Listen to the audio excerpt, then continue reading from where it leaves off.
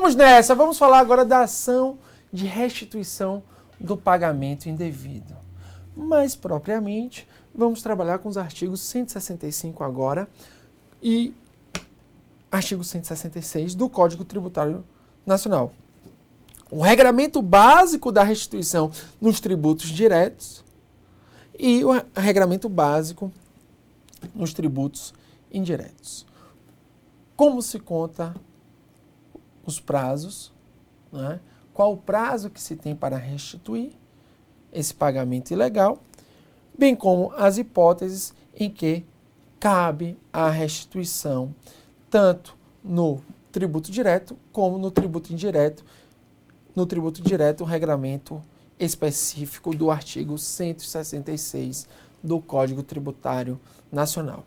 Então vamos lá e resolver os exercícios importantes de concursos públicos para você treinar. Vamos lá. Então, no âmbito do direito tributário, né, entendemos que o pagamento de tributo indevido é o realizado em desconformidade com as normas tributárias, ou seja, é por conclusão lógica o tributo pago sem que exista norma que conceda validade ao respectivo pagamento. Ok? Então, o regramento aí está, o regramento presente nos artigos 165 a 169. Na próxima unidade temática, vamos falar do artigo 167 e vamos falar do artigo 169. Aqui vamos falar do artigo 165, combinado com o artigo 168, que traz o prazo, e do artigo 166. Em síntese, aqui agora, artigo 165, 166 e 168, no próximo bloco, artigos 167 e 169. Então, vamos lá. O sujeito passivo da relação tributária, diz o Código Tributário Nacional, tem direito independentemente de prévio protesto. Isso aqui é fundamental, cai demais. Veja que não precisa protestar o título para requerer a restituição. Basta que haja uma desconformidade da causa do tributo com o ordenamento jurídico. Então, não precisa de protesto. Então, ele tem direito à restituição total ou parcial, seja qual for a modalidade de seu pagamento, ressalvado aí o pagamento estampilha, que hoje não existe mais, nos seguintes casos. Primeiro, cobrança ou pagamento espontâneo do tributo indevido ou maior que o devido em face da legislação tributária aplicável ou da natureza ou circunstâncias materiais do fato gerador efetivamente ocorrido. Na verdade, aí, na prática, é o quê? Fez o pagamento do tributo, não devia, né? Não teria, não incidia o tributo naquele caso. Ou fez o pagamento do tributo, mas o tributo era de valor a menor. E aí se teria o direito à restituição, uma vez que a legislação tributária não autorizava aquela cobrança a maior do tributo. Erro na edificação do sujeito passivo, na determinação da alíquota aplicável, no cálculo do montante do débito ou na elaboração ou conferência de qualquer documento relativo ao pagamento. Ou seja, erro aí em relação a aspectos da norma tributária. Nem seria necessário esse inciso, porque o inciso anterior certamente já englobava estas situações. E o inciso terceiro, reforma, anulação, revogação ou rescisão de decisão condenatória, ou seja, de uma decisão que condenava o contribuinte a pagar o tributo. Se há essa reforma, essa rescisão, essa anulação, o contribuinte tem o direito a ser restituído, porque o tributo é ilegal. Então, veja, nesses casos, o prazo se tem um prazo de 5 anos para pleitear a restituição. De que forma? Então, vamos ver as formas de contagem desse prazo, e aí nós combinamos o artigo 165 com o artigo 168 do Código Tributário Nacional. Diz o artigo 168, inciso 1. Nas hipóteses de cobrança ou pagamento espontâneo de tributo indevido a maior que o devido, erro na edificação do sujeito passivo, na determinação da alíquota aplicável, no cálculo do montante do débito ou na elaboração ou conferência de qualquer documento relativo ao pagamento, o prazo de 5 anos é contado da extinção do crédito tributário. Então, nas hipóteses do artigo 165.1 e 165.2, conta-se 5 anos da extinção do crédito tributário, ok? Segunda hipótese, que é a da reforma, anulação, revogação ou rescisão da decisão condenatória, ou seja, artigo 165.3. Aí diz o artigo 168.2. O prazo de 5 anos é contado da data em que se tornar definitiva a decisão administrativa ou passar em julgado a decisão judicial que tenha reformado, anulado, revogado ou rescindido a decisão condenatória. Perfeito, então aí conta-se, nesse caso, do 165.3, de acordo com o 168.2, da data da decisão definitiva que reformou a decisão. Aí tem um ponto fundamental, que é a questão no lançamento por homologação.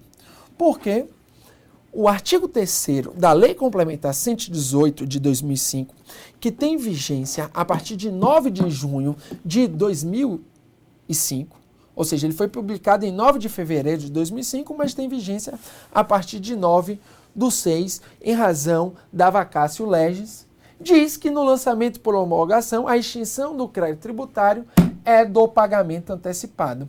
E o STF entendeu recentemente que esse dispositivo ele não era interpretativo, por isso não poderia retroagir. Sendo assim, ele só vale para os casos a partir de 9/6 de 2005, ou seja, só tem validade o artigo 3º da Lei Complementar 118 de 2005 a partir da vigência da Lei Complementar 118 de 2005, que é 9/6, 9 de junho de 2005. Perfeito? Então veja que o artigo 168 afirma que o direito de pleitear a devolução de tributo indevido se extingue no prazo de 5 anos contados da data da extinção do crédito tributário. Tal prazo é decadencial ou prescricional? Existe essa polêmica, né? Compreendendo a doutrina majoritária que é um prazo de decadência, uma vez que o direito é potestativo, não dependendo de ação ou providência de terceiro.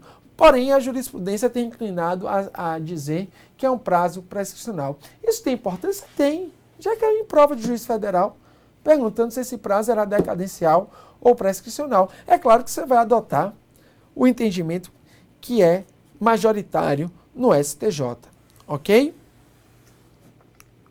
Veja como esse assunto foi cobrado em concurso. O direito de pleitear a repetição de indébito tributário extingue-se em 10 anos contados da data da efetivação do pagamento pelo contribuinte. Falso. Né? Não é um prazo aí, são de 5 anos. No concurso para juiz federal, TRF5, o direito de pleitear a devolução de tributo indevido se extingue no prazo de 5 anos contados da data da extinção do crédito tributário sob pena de prescrição. Veja que o entendimento do STJ é nesse sentido. Ele está se inclinando agora para ser um prazo de prescrição. Aí vejamos o caso no lançamento por homologação, como se desse a contagem. Nos tributos lançados de forma direta ou lançados por declaração, né, primeiro nesses casos, se o tributo foi pago a maior em 5 de janeiro de 2000, né, o contribuinte deve buscar restituição até 5 de janeiro de 2005, quando se dará o fim do lustro, o fim dos 5 anos. No lançamento por homologação, o STJ entendia que a contagem dos 5 anos só se iniciava a partir da homologação tácita ou expressa do lançamento, totalizando um total de 10 anos a contar do pagamento antecipado. Todavia, como eu já disse, o artigo 3º veio e modificou e afirmou que esse prazo não vai contar da homologação expressa ou tácita do lançamento, mas sim do pagamento antecipado. E, assim, hoje se conta o prazo do pagamento antecipado e o STF entendeu exatamente que esse dispositivo, que falava que deveria retroagir por ser interpretativo, foi declarado inconstitucional. Então, o artigo 3º da Lei Complementar 118 só se aplica a partir da vigência dessa lei, que é 9/6 de 2005. Chamo a sua atenção, isso já foi cobrado em prova de procurador da Fazenda Nacional, que não é da publicação da Lei Complementar 118 de 2005, mas sim da vigência, porque a publicação foi em 9 de fevereiro, mas teve a vacácio, 120 dias, então só se conta a partir de 9/6, ok? De junho. É o que eu acabo de dizer. Restituição do tributo indireto. Existem tributos em que o ônus econômico do tributo é repassado para o contribuinte de fato, ou seja, é passado para o consumidor final do produto. Casos como o IPI, o ICMS e, em regra, o ISS. E aí diz o artigo 166 do nosso querido Código. Tributos que comportam por sua natureza a transferência do respectivo encargo financeiro somente será feita a quem prove haver assumido o referido encargo, ou seja, tem que provar que assumiu o referido encargo, o contribuinte de direito, ou tê-lo transferido a terceiro, está por esse expressamente autorizado a recebê-lo. E aqui já vi um primeiro ponto que cai muito em prova. Só quem tem direito a restituição, nesse caso, é o contribuinte de direito. Então, ele tem que provar que assumiu o encargo ou provar que está autorizado pelo terceiro a requerer a restituição.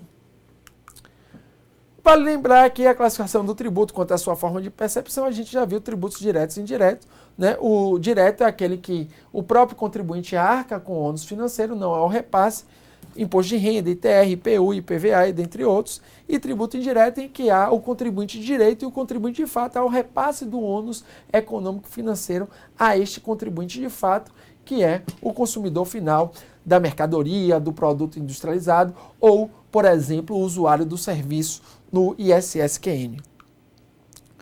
Então veja, né, que é aplicável, né, e aí, como eu já disse, tem aqui 2 requisitos. Comprove que não, o contribuinte de direito tem que comprovar que não transferiu o encargo financeiro ao contribuinte de fato ou que esteja expressamente autorizado, né, por esse contribuinte de fato a receber a restituição. Né, por exemplo, a ação de repetição de indébito ajuizada por contribuinte de direito que não demonstrou que assumiu o respectivo encargo econômico deve ser julgado improcedente, por desrespeito ao artigo 166. Noutra perspectiva, se ele consegue essa prova, aí deverá ser julgada procedente. Nesse rumo, é importante dizer que o STJ compreende que, se tratando de devolução por restituição ou compensação tributária em face de pagamento de tributo indireto, o contribuinte deve provar que assumiu o ônus ou está devidamente autorizado por quem o fez a pleitear o indébito, isto é, a necessidade de prova de da não repercussão, que é exatamente o que, que o STJ fez. Seguiu, me perdoe, caiu aqui, seguiu, me animei, seguiu o artigo 166 do CTN. Me animei porque a gente fica animado quando vê que o judiciário está seguindo fielmente o que está disposto na lei. É o que fez o STJ aqui nesse Linde Case. Então veja como foi cobrado esse assunto em prova. Para a repetição dos tributos chamados indiretos, é inafastável a prova de não ter havido o repasse do encargo financeiro a terceiro como condição para a propoação. Veja que esse é um dos requisitos aí do artigo 166.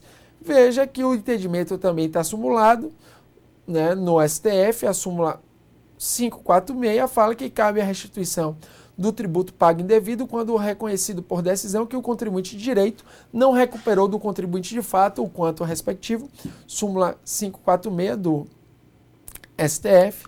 Né? Veja que a súmula 71 do STF não tem mais validade, porque diz que não teria direito à restituição no tributo indireto. Essa súmula não se aplica mais no mundo dos concursos. Em outras palavras, o contribuinte de fato, né, não tem, isso é importante também salientar, eu já disse aqui, mas repito, legitimidade para integrar o polo ativo da ação judicial, que objetiva a restituição do tributo indireto indevidamente, ao contrário do contribuinte de direito. Então, o contribuinte de direito tem direito à restituição no tributo indireto se provar que assumiu o encargo financeiro ou se provar que está autorizado pelo contribuinte de fato. Um forte abraço.